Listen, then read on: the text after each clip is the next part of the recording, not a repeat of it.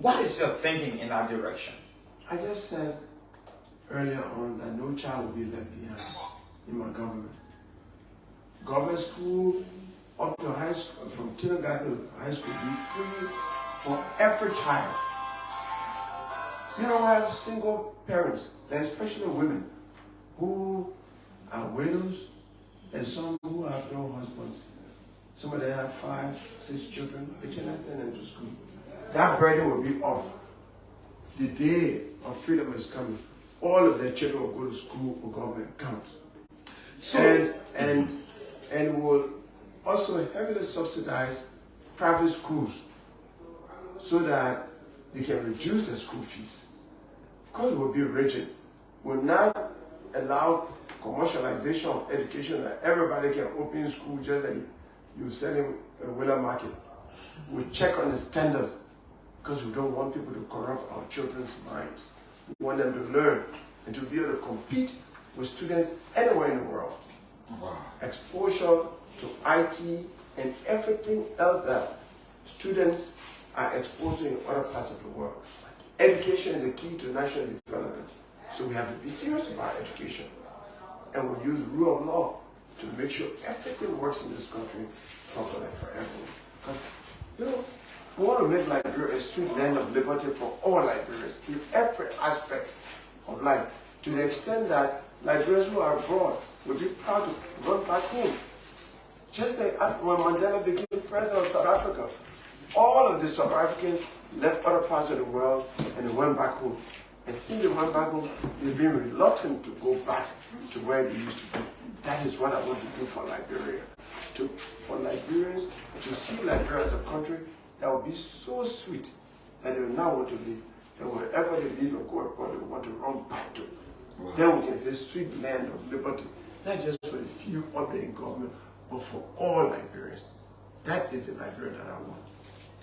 And definitely with that, we can clearly say and fearlessly maintain that you are seen as the Nelson Mandela in these elections. Because from the stance of your, the way you're proceeding, the way you're conducting your activities, and based on your track records, I think anybody would describe you as the Nelson Mandela in these elections. Can we say so? I leave this description with you, but I know I fought, I stood up and laid my life down for what I believe to be good for Liberia. So at the age of 22, in 1978, I went to jail for speaking truth to President Talbot. Wow. That he brought President Carter in the country for 1 hour and declared the day holiday, when President Carter had spent 3 days in Nigeria and no holiday was declared there. And by declaring the day holiday, we lost millions of dollars. And I thought it was not a proper decision. And 6 of our student leaders were jailed for standing up against the president. Not for ourselves, but in the interest of the Liberian people. As late as 2002, Taylor jailed me because I represent President Taylor, jailed me because I represented journalists and political activists who spoke truth to power.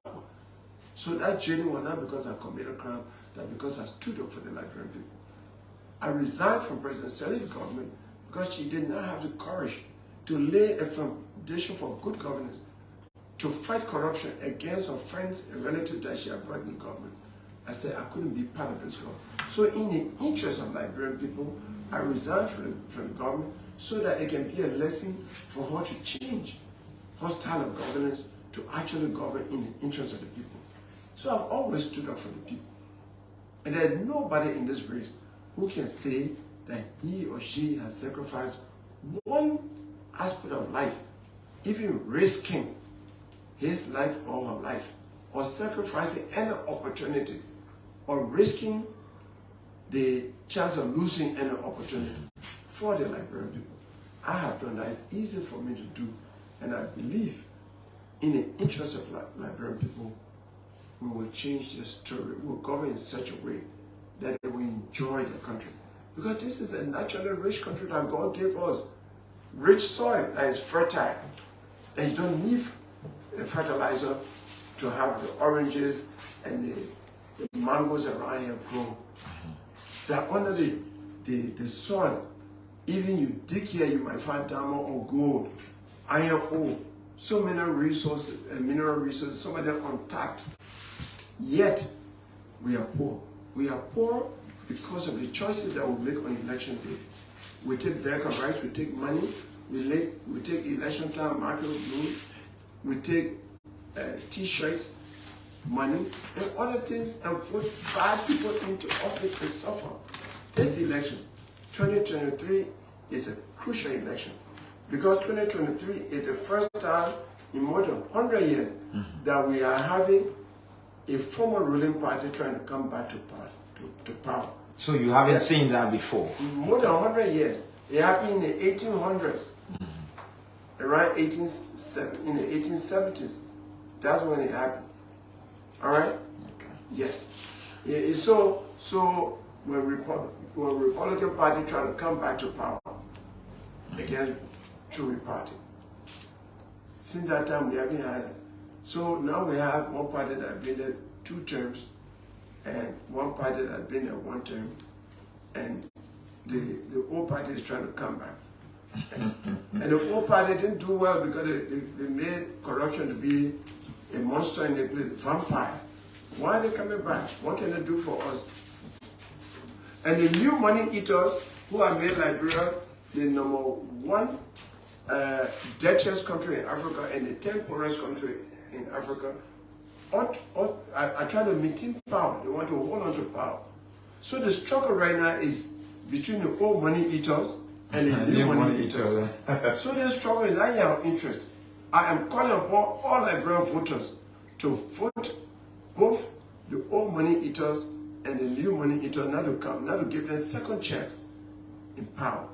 You see, I'm happy that the old money eaters and the new money eaters are the ones that have big billboards with the pictures. The good thing they have done is that the Liberian people know who not to vote for. They will not be mistaken. Wow. I'm telling you, it's so interesting this evening, wherever you are. This is. And let me call upon all Liberians to resist the temptation to be violent. Okay. We have said to our party since the Liberian People's Party that anybody who engages in political violence will be expelled from our party. We do not want to be a beneficiary of political violence. Okay. And anybody who supports us, who is not a member of LPP, when we hear that you engage in political violence, we distance ourselves from you, we denounce you and condemn you and say we don't want your vote. Well, I think you want to set precedent in this election. So we are calling upon, you see, the old money eaters and the new money eaters have caused somebody here to be caught in Monrovia, somebody finger to be caught, somebody to be killed in Fine Glen, Nimakande, a shooting incident in Cape Town. You see how bad it means? When CDC wins, Unity Party will not accept the result. When Unity Party wins, CDC will not give up power easily. Which means our peace will be undermined by the virtue of any of these 2 parties. You see what they're doing now? Omer Baka, who is the oldest in terms of age in this race. I'm the oldest when it comes to politics because I started questioning government and putting my mouth in politics when Omer Baka was enjoying Tory Party, the one party, the virtual one party state. So, he had never been militant in a youthful age. Now he's saying nobody has monopoly over violence. He also recently said if the election is stolen, we will forcefully resist. Those are words that stimulate violence in the young people, that incite violence. We are calling upon him to stop using words that incite the young people to violence. Liberian people don't want to run away from the country anymore. I don't know why he's following Senator Prince Johnson, a man whose reputation for violence is well established internationally. And I'm calling up Senator Prince Johnson. He said the other day there will be Arab Spring. We don't want any Arab Spring here. His inclination to use violence is not in doubt. We don't want violence here. He says that he's a man of God, a true man of God does not preach violence. He's from Nimba and you are from Nimba. I agree, but that can doesn't make a difference. I speak for Liberia, and I speak for Liberia to anybody who undermines anything good for Liberia. So it does not matter whether he comes from our household, I'm not even talking coming from the county, I will defend Liberia, speak truth to you. Let him stop talking about violence. If he engages in violence, the law will prevail. You know, it is because Liberian people are not, well, Liberian people are supporting war crime tribunal. The sooner we have the war crimes code, then some people will begin to behave here. Like because we don't have a war crimes code here now that they are promoting impunity, but it's pretty soon because the world is gravitating towards the establishment of a war crimes code, and it will come. There's no question about that. You know, it will come, and when it comes, then people will no more threaten us. Okay. Councillor Tiawan Gongloe, we are about to draw curtains on this special interview. So exactly what can you say to the common people who are listening to you, your final words to them? Going to the pool. Your vote that you have is the key that you have to a better life. Use it wisely.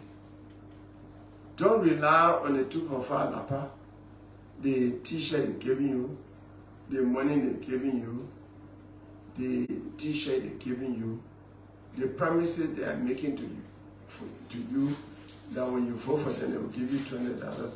Don't rely on that, and throw your life, the good life of your children and your grandchildren away. A better Liberia is only possible if you vote number 6, Councillor Gongloe and Yuri Yakanglo, the LPP ticket for a better Liberia. Thank you. And also don't forget to vote for our sister, Mrs. Alice Besa, the best candidate in this district for a better Liberia. Thank you very much. Thank you so much. Thank you so